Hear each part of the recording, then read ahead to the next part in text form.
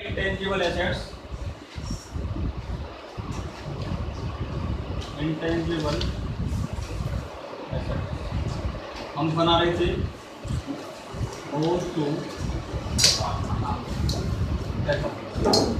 Intangible assets का कैसे बनता है? पहला पर्टिकुलर,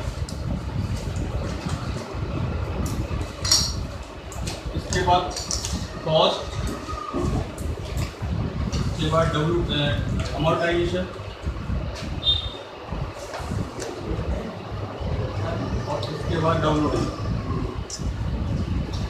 WDV का मतलब आपको कल बताया था मैंने।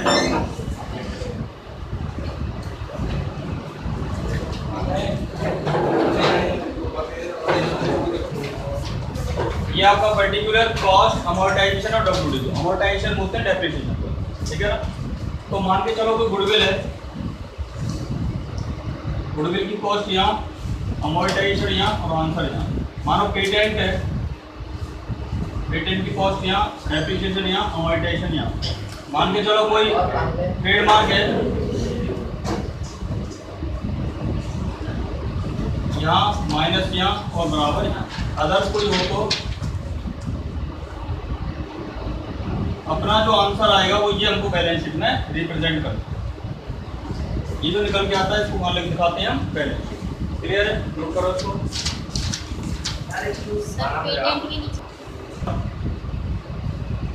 इंटेंजिबल देखो, फिक्स एसेट में हमारा क्या था?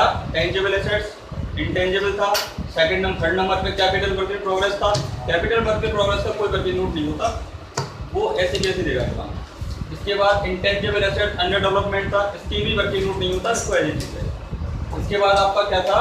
Long term non current investment, इसका भी कोई वर्किंग नोट नहीं होता। इसके बाद क्या था? नेट डेफर्ड टैक्स एसेट्स, इसका भी कोई वर्किंग नोट नहीं होता। अदर्स में क्या आ सकता है? अदर्स थोड़ा कंफ्यूज है, इसको सबसे लास्ट में लिखवाऊंगा, ठीक है ना, कि हर साल थोड़ा चेंज हो जाता है अदर्स का। इसके बाद अपना चलेगा करंट एसेट्स।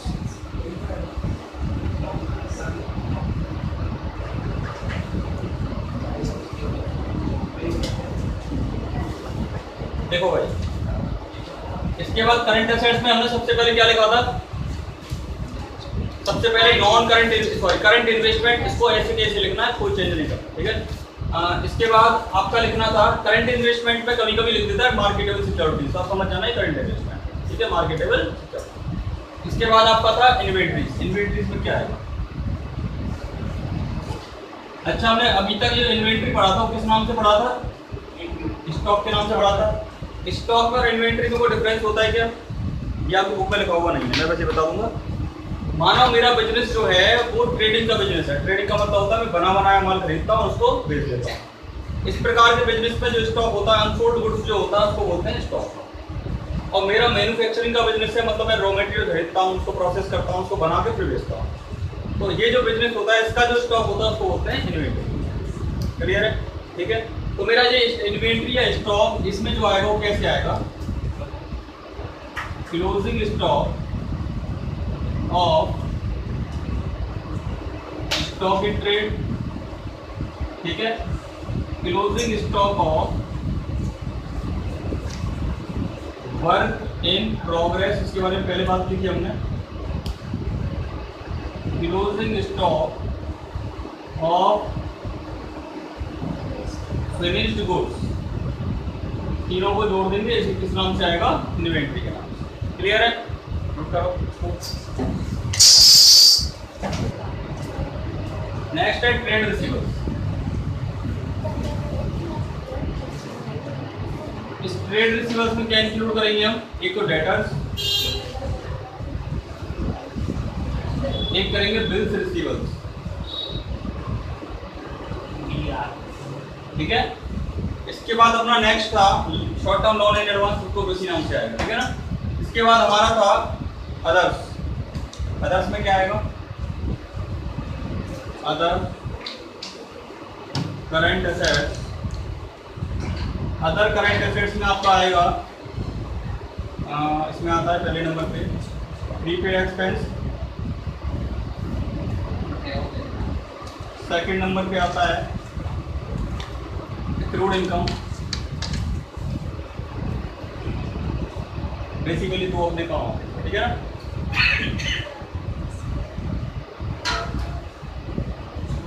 नोट करो इसको।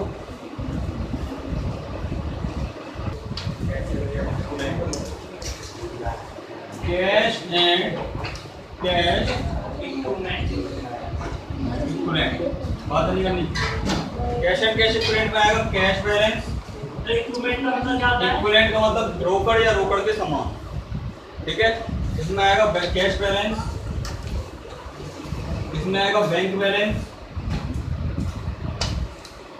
इसमें आएगा मार्केटेबल सिक्योरिटी।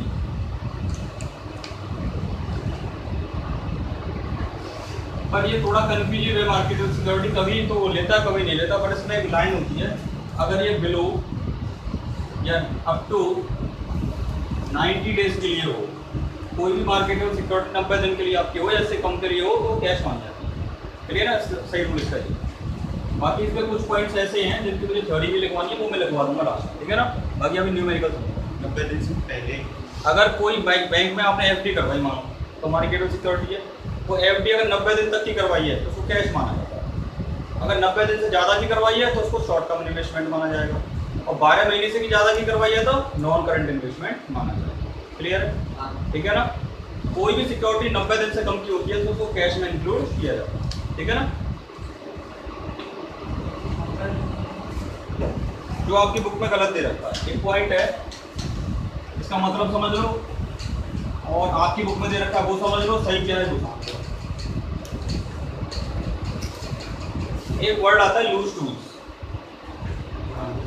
Loose tools. जो लूज टूल्स होते क्या हैं, जो महत्वपूर्ण उपकरण होते हैं हमारे बिजनेस के, जैसे आपका इलेक्ट्रिशियन का काम है, क्लास पेज का थोड़ा जो ये चीज़ें होती हैं उनमें आपकी ये बुक कहती है ये लूज टूल्स टाइम इंक्लूड किए जाएंगे इन्वेंटरी, टाइम किए जाएंगे। ये तो हमारी बुक की एनसीईआरटी कहती है एग्जाम में आपको इन्वेंटरी में करके आना, तो हमारी बुक में लिखा हुआ है, ठीक है। बट अगर आप इसको गूगल में सर्च करोगे तो इन्वेंटरी में इसको शामिल नहीं किया जाता। इसको दो तरह से शामिल किया जाता है, या तो non current other non current assets में शामिल किया जाएगा, या इसको अदर करंट एसेट्स में शामिल किया जाएगा। अब कब तो ये नॉन करंट में आता है, कब ये करंट में आता है, अगर आपका ये डिपेंड करता है बिजनेस के साइज के ऊपर। मानो आपका इलेक्ट्रिशियन का काम है, आपके जो उपकरण है वो हैवी कॉस्ट के, आपका काम छोटा सा है तो आपके उपकरण की लागत बहुत ज़्यादा है, तो ये हो जाएगा आपका अदर नॉन करंट एसेट्स, आपके लिए इंपॉर्टेंट टूल्स हो गए। अगर मानो आपका बिजनेस बहुत बड़ा है और आपके बिजनेस में फावड़ा रखा हुआ है, रिलायंस कंपनी ने पेचकस रखा हुआ है, तो उस पेचकस की वैल्यू क्या अदर नॉन करंट एसेट्स होगी क्या, कि क्या होगी अदर करंट एसेट्स। एक 500 करोड़ के टर्नओवर वाली कंपनी में 100 रुपये की कोई चीज़ रखी हुई है, या 500 करोड़ की टर्नओवर वाली कंपनी में कोई 10,000 रुपये की चीज़ रखी हुई है, तो 10,000 की वैल्यू बहुत है, 10,000 की कोई वैल्यू नहीं है उसके लिए, उसको डाल देते हैं अदर करंट एसेट्स। और मानो मेरा टर्नओवर 1 लाख रुपये का बिजनेस का, और मेरे पास 10,000 रुपये की कोई लूज टूल्स रखे हुए तो मेरे लिए उसकी बहुत ज़्यादा वैल्यू इंपॉर्टेंट है मेरे लिए, उसको लिखेंगे हम other non current assets. Clear है, तो डाउट, ठीक है। और अकाउंटिंग का एक रूल होता है, कोई भी एसेट जिसकी वैल्यू 5,000 रुपये से कम होती है, कितने रुपये से कम होती है, इसको 1 साल में ही डेप्रिशिएट कर दिया जाता है, पूरा खत्म कर दिया जाता है। इसका मतलब इसकी वैल्यू कितने दिन के लिए रही, केवल 1 साल के लिए, उसको क्या मान लिया जाता है, करंट एसेट। क्लियर है, ये नॉलेज के लिए बता दिया मैंने आपको। बाकी लूज टूल्स अपनी बुक के अकॉर्डिंग कहाँ लिख लिखना है, ये इन्वेंटरी, ये 11th क्लास में याद रखना, आगे कॉम्पिटिशन में जाओ जब भूल जाना। क्योंकि इन्वेंटरी क्या होता है, वो माल होता है जो हमारा बिका नहीं है, जबकि लूज टूल्स हमारा बिकने या खरीदने वाला कोई सामान नहीं है, ठीक है ना। ये हमारी बुक में बहुत सारी गलतियाँ हैं। अब देखिए क्वेश्चन नंबर 3।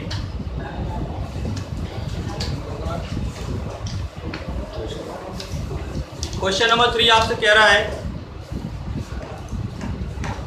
एक कंपनी के तलपट से निम्नलिखित शेष लिए गए हैं, तलपट से निम्नलिखित शेष लिए गए, कौन से शेष लिए गए, और बनवाना क्या चाह रहा है, आपको कंपनी अधिनियम 2013 के अनुसार चिट्ठे का संपत्ति पक्ष तैयार करना, केवल संपत्ति पक्ष। क्लियर। और संपत्ति पक्ष बनाने के लिए पहले आपको क्या बनाना पड़ेगा, सारे वर्किंग नोट बनाने पड़ेंगे। पहले बना लेते हैं working note.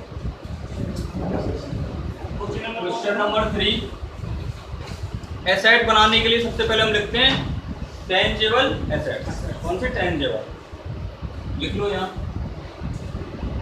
Tangible fixed asset. अब ये टेंजेबल फिक्स्ड एसेट में क्वेश्चन में ढूंढो कौन कौन सी एसेट्स है हमारी,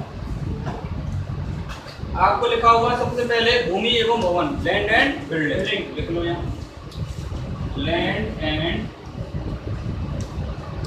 बिल्डिंग। कितने की लैंड एंड बिल्डिंग है हमारे पास? 3,70,000। Plant and machinery 2,58,000। इसके बाद लिखा हुआ फर्नीचर 43,000। विनियोग नहीं आते इसमें नालायक। हाँ भाई, इसके बाद और कुछ? अब देखिए इसमें कहीं डेप्रिसिएशन वगैरह की बात कर रहा है क्या? डेप्रिसिएशन की बात हमने कॉलम कौन से बनाए थे? पहले कॉस्ट, फिर डेप्रिसिएशन और फिर बराबर। अब इसमें डेप्रिसिएशन है ही नहीं है तो दिमाग लगाने की जरूरत नहीं है, डायरेक्ट टोटल कर दो। 3 और 2 5, 5 में से 3 गए तो 6, 6 28, 6 25, 6 70, 6 कितने रुपए का टोटल है? 6,73,000। एक बार चेक करना, ठीक है। सेकंड नंबर पे गलत हो तो बता देना, मेरे हिसाब से सही है। पहला वर्किंग नोट। दूसरा, इंटेंजिबल एसेट ढूंढो कोई गुडविल पेटेंट कुछ है क्या क्वेश्चन में? चेक करो एक बार। इंटेंजिबल एसेट क्वेश्चन में नहीं है, नहीं है तो कोई जबरदस्ती थोड़ी लिखेंगे। तीसरे नंबर पे आता है इन्वेस्टमेंट। कैसा इन्वेस्टमेंट? नॉन करंट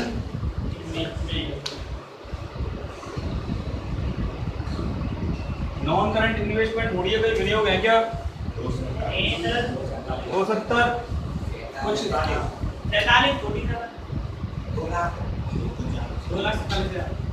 कुल मिला के बात ये क्वेश्चन में कहीं कोई सूचना नहीं है इन्वेस्टमेंट कैसे, तो हम क्या मानेंगे? Non current. कोई इन्फॉर्मेशन नहीं, क्या मानेंगे? नॉन करंट, ठीक है। इसके बाद हम बनाते हैं तीसरे नंबर पे आपका इन्वेंटरी। शॉर्ट टर्म इन्वेस्टमेंट बनाते हैं, शॉर्ट टर्म है नहीं क्वेश्चन, ठीक है। इसके बाद इन्वेंटरी की कोई सूचना क्वेश्चन में है क्या? कितना लिखा हुआ है? 1,75,000 साफ दे रखा है, वो वर्किंग नोट बनाने की कोई आवश्यकता नहीं है, ठीक है। इसके बाद आप देख लेते हैं receivers, trade receivers. Trade receiver के नाम से, डेटर के नाम से, इसी नाम से दे रखा है। कितना है? 2,25,000। इसके बाद कैश एंड कैश इक्विवेलेंट कितना दे रखा है? 51,000। ये सारे इसके वर्किंग नोट हो गए, सारी चीजें हो गई, फॉर्मेट में जमा देंगे और आंसर अपना आ जाएगा। 5,00,000 रुपये का लोन है। लोन तो अपना बैलेंस शीट में आता ही नहीं, एसेट में आता ही नहीं। जो चीज नहीं आती है उसको नहीं लिखेंगे, क्लियर है, ठीक है। और करिए इसको बराबर। इसके बाद देखो इसका बनाना है एसेट हमको, ठीक है। इसकी एसेट बनानी है, ठीक है। अमाउंट आप बोलते चलना। देखो भाई एसेट में सबसे पहले हम लिखते थे non current asset. Non current format आपको फॉलो करना पड़ेगा, ठीक है ना। नॉन करंट एसेट्स के अंदर आपने पहला पॉइंट लिखा था फिक्स्ड एसेट, और फिक्स्ड एसेट्स के अंदर पहला पॉइंट आपका था टेंजिबल एसेट्स, और आपकी टेंजिबल एसेट्स आई थी 6,73,000। इसके बाद होता है इसमें इंटेंजिबल एसेट्स। इंटेंजिबल जो कि क्वेश्चन में नहीं है। इसके बाद थर्ड नंबर पे होता है कैपिटल वर्किंग, जरूरी फॉर्मेट में लिख देना, एग्जाम में आपको भी नंबर काटने का मौका नहीं मिलता, ठीक है। वर्किंग नोट में तो कुछ लिखने की जरूरत ही नहीं है, यहाँ फॉर्मेट लिख देना और डैश लगा देना, ठीक है। चौथे नंबर पे आपको लिखना है इंटेंजिबल एसेट्स अंडर डेवलपमेंट, ये भी क्वेश्चन में नहीं है। इसके बाद सेकंड नंबर पे क्या आता है? नॉन करंट इन्वेस्टमेंट, ठीक है। तीसरे नंबर पे क्या आता है अपना? Long term loan in advance, long term loan in advance क्या लिखा है? हाँ, लॉन्ग डेफर्ड टैक्स आता है इसमें, डेफर्ड टैक्स एसेट्स। ये क्वेश्चन में है नहीं है, ये होता क्या है डेफर्ड टैक्स एसेट्स का थ्योरी हम लिखवाएंगे, ठीक है ना। डी पॉइंट इसका है लॉन्ग टर्म लोन एंड, ये भी क्वेश्चन में नहीं है, ठीक है। इसके बाद क्या आएगा अपना करंट एसेट, दूसरे नंबर पे आएगा। हाँ, अदर और other non current asset, clear है, ऐसा कोई डाउट? इसके बाद अपना आएगा दूसरे नंबर पे करंट एसेट। करंट एसेट में सबसे पहले क्या आता है? करंट इन्वेस्टमेंट, करंट, यही क्वेश्चन में। इसके बाद सेकंड नंबर पे आपको लिखना है इन्वेंट्री। इन्वेंट्री हमने निकाला था, कितना निकाला था? 1 लाख। तीसरे नंबर पे हमने निकाला था ट्रेड रेजिबल 2,25,000, 2,25,000। इसके बाद कैश एंड कैश इक्विवेलेंट निकाला था कितना? 50,000। इसके बाद आता है अपना short term loan and advance, ये है नहीं है। उसके बाद अदर हमारा है, पूरे का टोटल लगा दो, टोटल लगा के दो 6 और 2 8 और 27 और 9,20,000, 10,95,000, 12 लाख, 13,20,000, 13,71,000। इसका यहाँ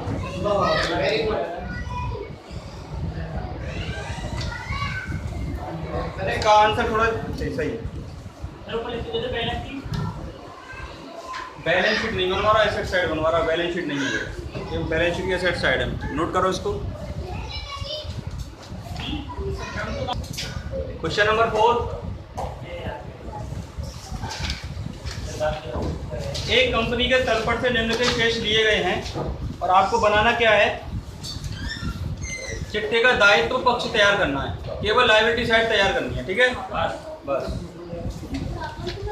पहले मैं फॉर्मेट बना देता हूँ, सारी चीजें लिख देंगे उसके फॉर्मेट में। इसमें वर्किंग नोट बनाने की गुंजाइश थोड़ी कम है, ठीक है ना।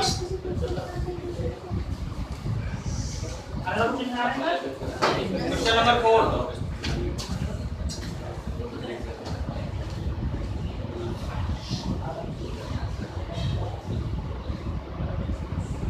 क्वेश्चन नंबर 4 हम कौन सी साइड बना रहे हैं? Liability side. इस लायबिलिटी साइड को हम क्या बोलते हैं? Equities and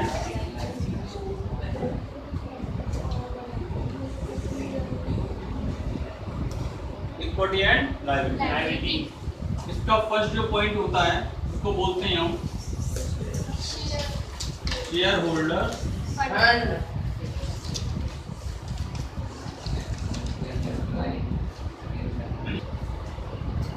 share holder fund में जो पहला पॉइंट अपना आता है वो आता है शेयर कैपिटल।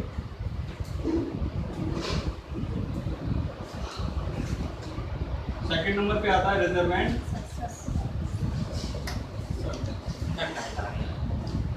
ठीक है। तीसरे नंबर पे कोई आता है क्या? मनी रिसीव्ड शेयर वारंट, ठीक है।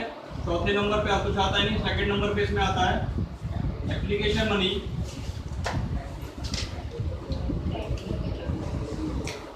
पेंडिंग। इसके बाद थर्ड नंबर पे आता है non current liability,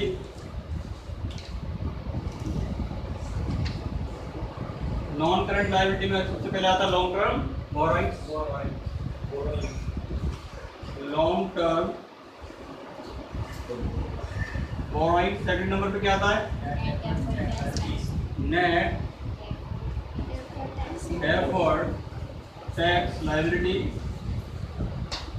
third number पे आपका आता है अदर लिख देंगे केवल। इसके बाद आता है लॉन्ग टर्म लॉन्ग टर्म तो आप नोट करो पहले सब। पहले इसका वर्किंग बनाते चलते हैं। इसका वर्किंग देखते चलो आप। इसका जो वर्किंग हम बनाएंगे, एक सबसे पहले क्वेश्चन में चेक करिए शेयर कैपिटल का कुछ डायरेक्ट दे रखा है या कुछ दे रखा है। क्वेश्चन में समतांश दे रखे हैं, देखो वर्किंग कैसे बनाना है। सबसे पहला वर्किंग हमको note to account, note to account. Notes to account में सबसे पहले हमको बनाना है शेयर कैपिटल का। ये जो शेयर कैपिटल का बनेगा, इसके लिए सबसे पहले आपको बताया था मैंने ऑथराइज कैपिटल दे रखी है क्या क्वेश्चन में? नहीं दे रखा है। इसके बाद एक ही कैपिटल दे रखी है केवल आपको इश्यूड। कौन सी नीडियर है क्या क्वेश्चन में? है तो इश्यूड एंड सब्सक्राइब एक कर देना। Issued and subscribe. इश्यू हमने कितने करे क्वेश्चन में चेक करो, कितने शेयर हैं? 1,20,000 रुपए के 1,20,000 equity share at the rate 10 each. 12 lakh रुपए के हुए हमारे पास इक्विटी शेयर। क्लियर? ये होगा स्टूडेंट सब्सक्राइब पहले नंबर पे, ये सेकंड पे, ये third called up and paid up.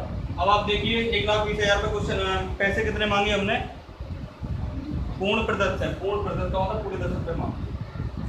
1,20,000। अच्छा कितने शेयर पे पैसा नहीं मिला हमको इस क्वेश्चन में? 5,000 अंशों पर। इसका मतलब ये हुआ 1,20,000 में से एक शेयर को हुए 1,15,000 इक्विटी शेयर। इस पे तो पूरा 10 रुपए मिल गया, तो 11,50,000 इनको तो हमें पूरे मिल गए। और 5,000 शेयर पे 5,000 equity share at the rate 10 each. इस पर हमने कितने मांगे? 50,000। इस पर मिला कितने? नहीं मिला। कॉल्स इन एरिया कितने रुपए के हिसाब से नहीं मिला हमको? 2 रुपए के हिसाब से। कितना नहीं मिला इसमें? 10,000।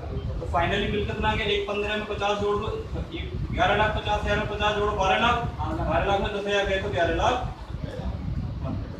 फिर आओ मुझे शेयर कैपिटल में कितना पैसा लिखना है? 11,90,000। पहले बताओ ये पॉइंट आगे क्लियर है? दोबारा समझ लो। इसका फॉर्मेट मैंने आपको लिखवाया था शेयर कैपिटल का। पहले लिखते हैं ऑथराइज कैपिटल। क्वेश्चन में अधिकृत पूंजी है क्या कोई? नहीं है, ये तो लगा दूंगा, पर लिखना जरूरी है, ये कंपलसरी है। ठीक है ना? सेकंड नंबर पे इशूड एंड सब्सक्राइब। कितने शेयर मैंने इशू करे? 1,20,000 शेयर इशू करे। 1,20,000 equity share at the rate 10 each. Count नहीं है ये, ईच 10 ईच। तो 1,20,000 का 10 से गुणा करूंगा, कितने रुपए के हो गए? 12,000। ठीक है। इसके बाद called up and paid up capital. Called up and paid up में मैंने 2 कैटेगरी बनाई। तो मेरे टोटल 1,20,000 शेयर थे। इस 1,20,000 शेयर में से 5,000 शेयर ऐसे है जिसमें 2 रुपए हमको नहीं मिले। तो कुल मिला के 1,15,000 शेयर ऐसे थे जिनमें पूरा 10 रुपए मिल गया मुझे। 1,15,000 इंटू 10 करेंगे कितना होगा? 11,50,000। ये तो पूरे आ गए। इसके बाद 5,000 शेयर पे भी 10 रुपए मांगे थे मैंने। 50,000 मांगे, पूरे थे 50,000 रुपए। इसमें से कुछ लोगों ने 2 रुपए हमको नहीं दिए, तो ऑल से एरियर के 2 रुपए हो गए। कितने रुपए हो गए? 10,000। तो टोटल 11,50,000 तो ये आया। 50,000 में से 10,000 मिले नहीं है, तो कितने मिले? 40,000। तो टोटल कितना आया मेरे पास? 11,90,000। टोटल 12 लाख मांगे थे मैंने, 10,000 हमारे पास आए नहीं है, तो आ कितने गए? 11,90,000। अब हमें 11,90,000 से मतलब है, यहाँ लिखेंगे 11,90,000। आप बोलोगे साहब इसका टोटल में क्यों नहीं लिखा 12 लाख को?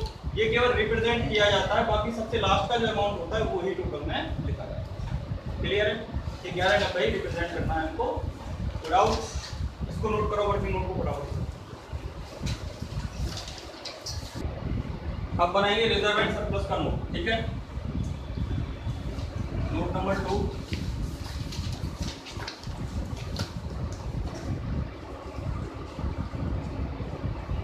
Reserve and surplus. इस रिजर्व एंड सरप्लस को बनाएंगे कैसे? आप चेक करिए कोई रिजर्व है क्या अपने बैलेंस शीट में? पहला जनरल रिजर्व 580 का। General reserve 5,80,000। और चेक करिए कोई और रिजर्व। प्रारंभिक व्यय, देखो इसका जो प्रारंभिक व्यय है ये अब P&L अकाउंट में जाता है, बैलेंस शीट में नहीं लिखा जाता, ठीक है ना।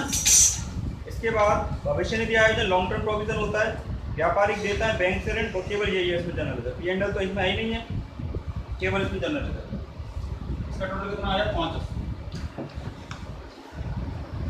अब ये मनी रिसीव्ड है ही नहीं हमारे पास, एप्लीकेशन मनी, ये कभी होता ही नहीं है बैलेंस शीट, ठीक है। इसके बाद आप इसमें आ जाओ लॉन्ग टर्म बोरोइंग्स में, तीसरे नंबर पे long term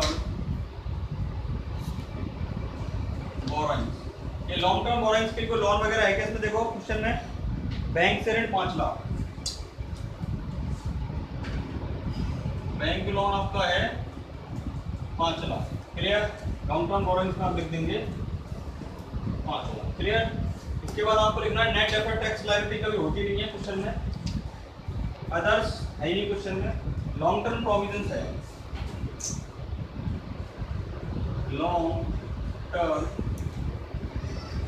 provision, provision for भविष्य निधि को बोलते हैं प्रोविडेंट फंड, प्रोविडेंट फंड। भविष्य निधि के लिए आयोजन कितना है चेक करो, 1,20,000। भविष्य निधि का के लिए, भविष्य के लिए लॉन्ग टर्म प्रोविजन है, ठीक है। इसमें आता है, और फटाफट से यहाँ तक नोट कर दो।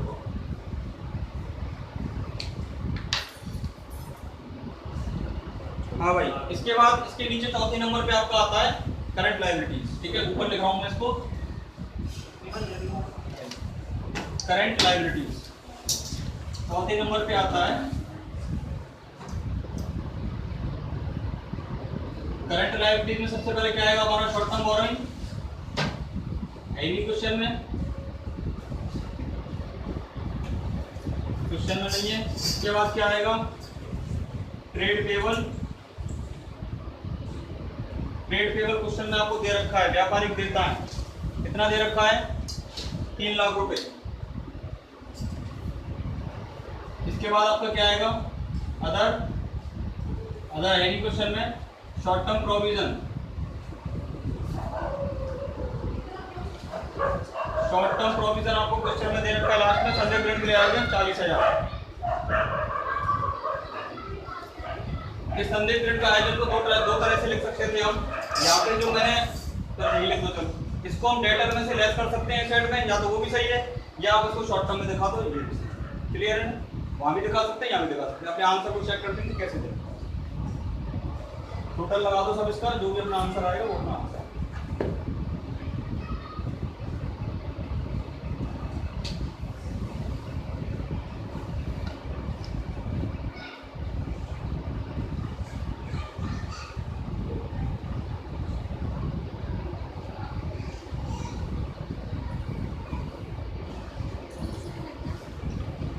ये वाला शो नहीं कर रखा है इसमें, ठीक है। इसको डेटर में सुधार करना, ठीक है। शॉर्ट टर्म प्रोविजन नहीं है, शॉर्ट टर्म प्रोविजन डैश, ये आ रहा है 27,10,000 का। ये जो डेटर का प्रोविजन है, डेटर में से लेस कर रहा है, ठीक है ना। बेड डेट का प्रोविजन फटाफट से नोट कर लो।